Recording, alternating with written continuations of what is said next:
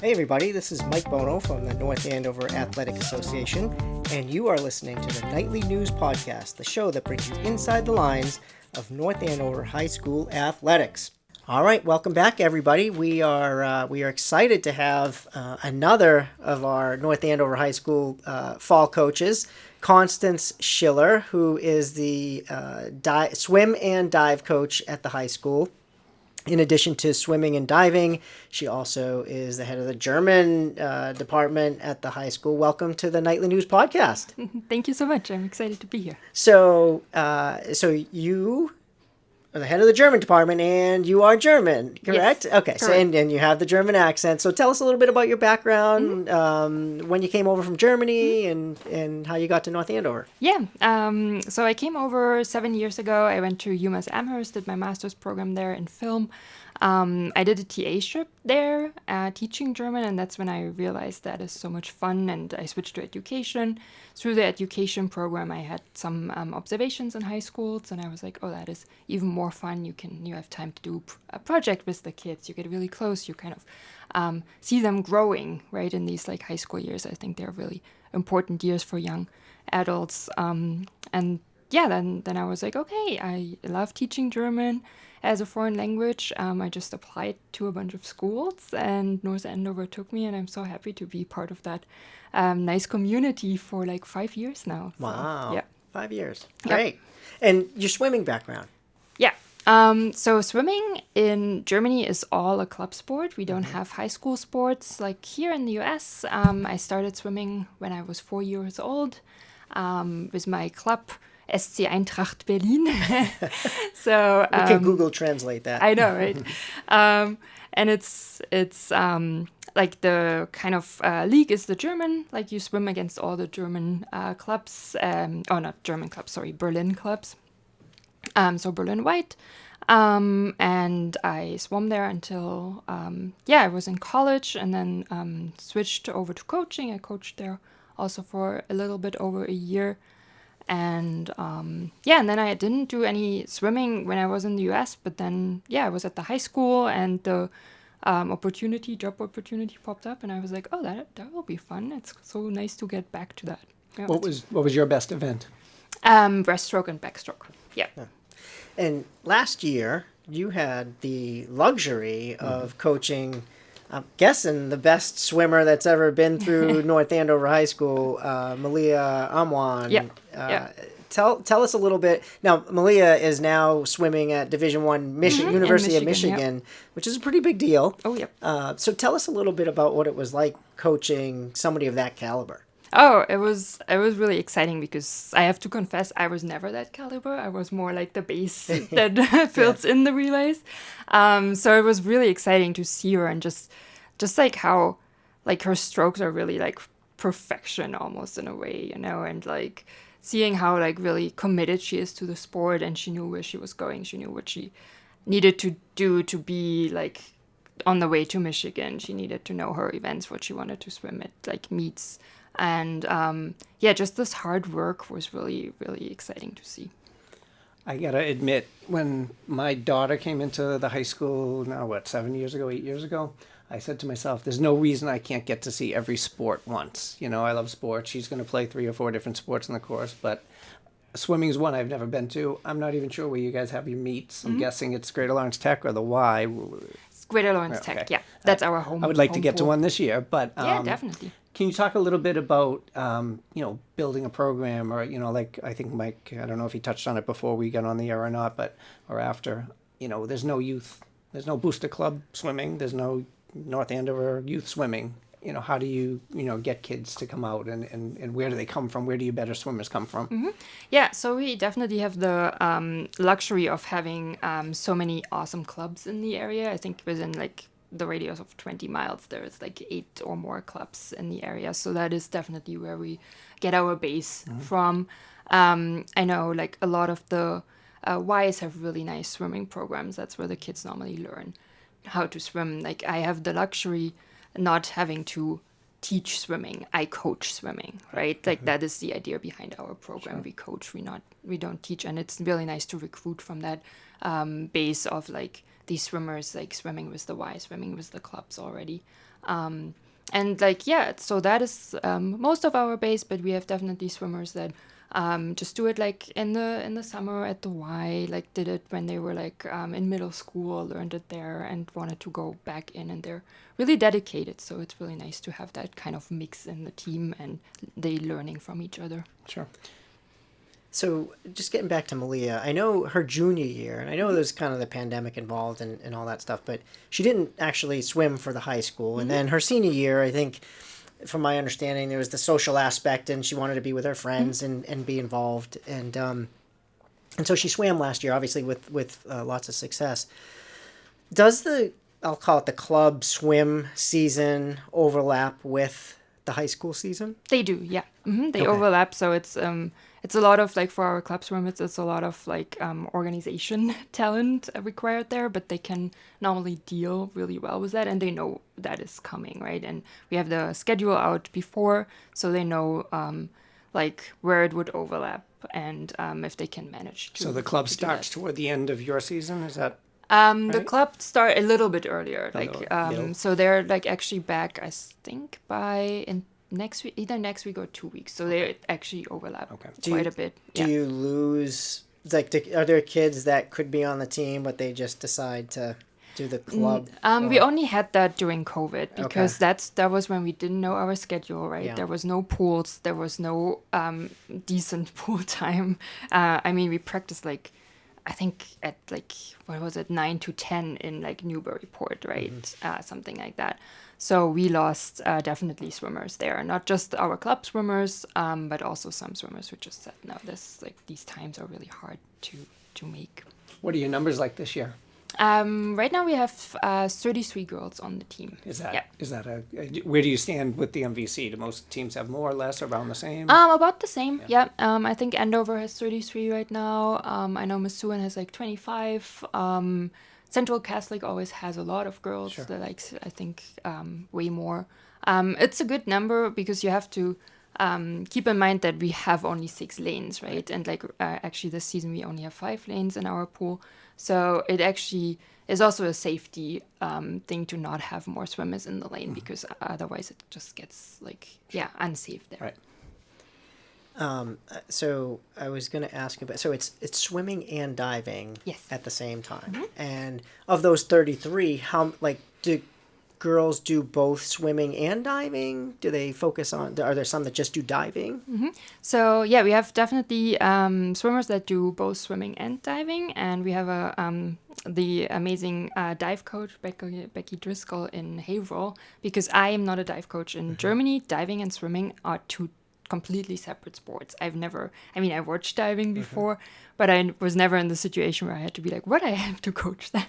I never learned it. My assistant coach is not a dive coach, but Becky's awesome, and she works with the girls in Haverhill. And we have right now 2 divers that come back from last year. And just last week we had some girls like try out, see what it is for them. So I think we might end up with like 2 to 4 divers. So just playing off of that, because as I tell everybody, the audience that's listening to this, I hope, are parents of high schoolers or parents of kids that are going to be entering high school. And so when they get to, they enter their freshman year, do they know they want to dive, or they come see you guys and you're like, hey, why don't you try diving, and they try it out and they like it? Like, what's that? How does that work? I think some students know when they have a gym background that is something they could do. Yeah, gymnastics background. That is something they could do. Besides of that, we normally are like, hey guys, do you want to try it out and just see how it's going? And that's why normally Becky ends up with a ton of kids the first week, and then it gets less and less. Especially for like swimmers that are maybe not as strong in every stroke, so you cannot necessarily put them in every event. It's nice that they have the diving, so they can have the diving as their event and then swim 3 other events. Of the 33 girls that you've got on your roster, on a typical dual or tri-meet, how many girls will compete at the varsity level out of those 33? That's a good question. I think probably a little bit like half the girls, I would say. And yeah, the other maybe half a little. JV. Yeah. JV. Yeah. What are the events? How many events are in a typical meet? Ooh, let me go through that. So You don't have to name them all, but just an Okay. estimate. The relay. So we have 3 relay events, right, where we can swim a lot of girls, which is nice. Sure. And then you have every stroke the 100, you have the 200 free, you also have the 200 IM, and you have the 500 free. Okay, so 7 or 8 in the pool and then diving. Is that right? Oh yeah, and diving is an extra one. So there's varsity and there's JV.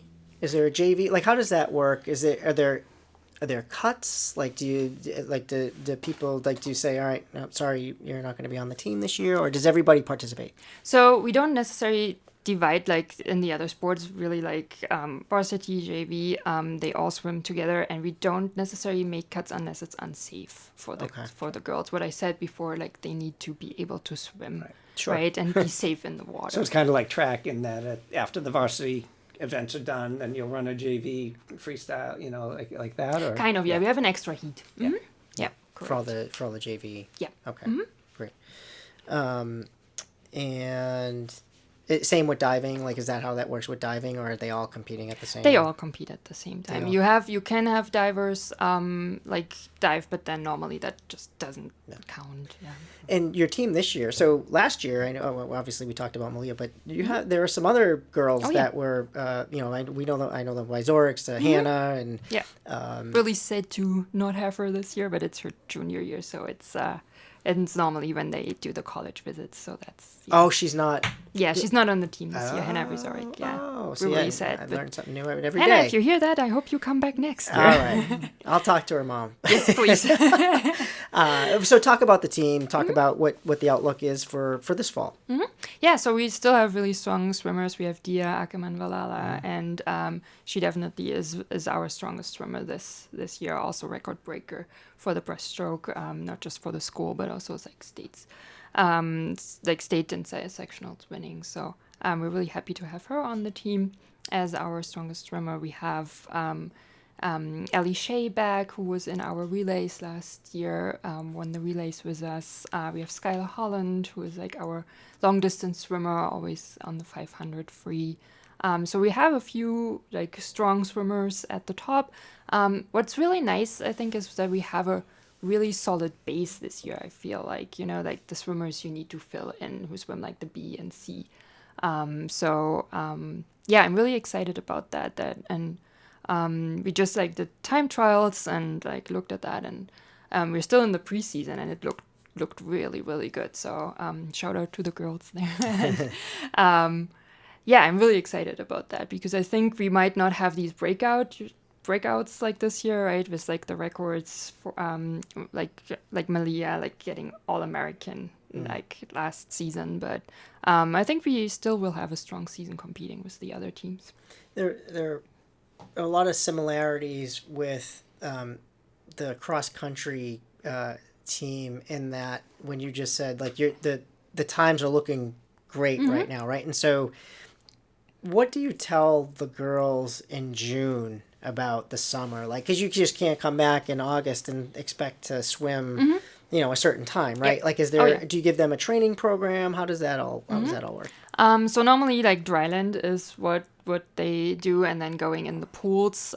So I posted some dryland plans for them to get like especially cardio back going. And again, as a fall sport, we have the luxury of like having a preseason where we start and really get them going. So I think the girls took it, especially the girls returning. I think they really took it from last year, the advice to not just like enjoy the summer as vacation, but also use it to work out and work on their techniques. So yeah. North Andover has a boys team as well. Yes. Are you the coach of boys, or is there a separate coach? Yeah. You are? Oh, good. Yeah. Good. That's in the Just winter curious. season. Yeah, winter, it's a different season. Yeah. Yeah, it's funny how field hockey. I mean, volleyball is they separate Right. boys and girls volleyball, and then swimming they separate it into winter. Yeah. And We swam together during COVID because we also had a separate season there. It was like the Right, the fourth fall season. Yeah, fall yeah. two. Fall two, yeah. In Season. February. Yeah. But besides of that was the exception for like COVID year. So for parents who are listening to this, maybe their child next year is going to be going to the high school. and they're not sure. Maybe they want to run cross country, maybe they want to play field hockey, or maybe they want to swim. Like what would you tell the parents about your program? Like why should they give it a shot as far as the swim team goes? Yeah. I think like the swim team, like the girls, is like one of the like most supportive teams from what I hear, and supportive among each other. You know, of course we compete and like there's competition, but not among each other as a team. It's like we compete against other teams, but we are one team, and I think they really like that. And that's what, like, if I check with the girls, that's always what they say. Like that's what the captains tell like the newbies the first day. That's like why they are on the team for like 4 years and not switching sports. The support among each other is just amazing, and I think like so many of the girls get out of the team with like lifelong friendships there. You know, it's just like you also have a like big sister little sister program kind of, and it's like, I mean, it's just names, but it actually feels like a family. And some of the seniors last year definitely said that they're like it's the swim family, and it really feels like it. I think there is like so much support, no drama, which I think, at least I cannot speak for the other. It is, yeah. I cannot speak for the other sports, but at least from what I heard, I think that is kind of unique. Yeah, definitely. Well, we were talking with Andrea, field hockey coach, about culture and you know how she's trying to build a certain type of culture. And yes, winning is nice, but it's what's more important is sort of the relationships that you're building, the you know, just being yourself. And it sounds like you're doing the same with the swim team around just definitely. You know, and based off of what you just said, where have a bunch of 30 some odd high school girls and no drama. I have 2 girls, so so I have some experience. Yeah. But all joking aside, I mean, you know, that sounds like a great environment to be in. I think so too. I think the girls really enjoy it, and I mean, of course we want to win, right? Yeah. And we definitely fight for that. And I also tell the girls, like, they race not necessarily the swimmer next lane, they race the swimmer inside them, right? So it's always about like self-betterment and like improvement there. But I definitely always make sure, and my assistant coach as well, that this competition is not among each other.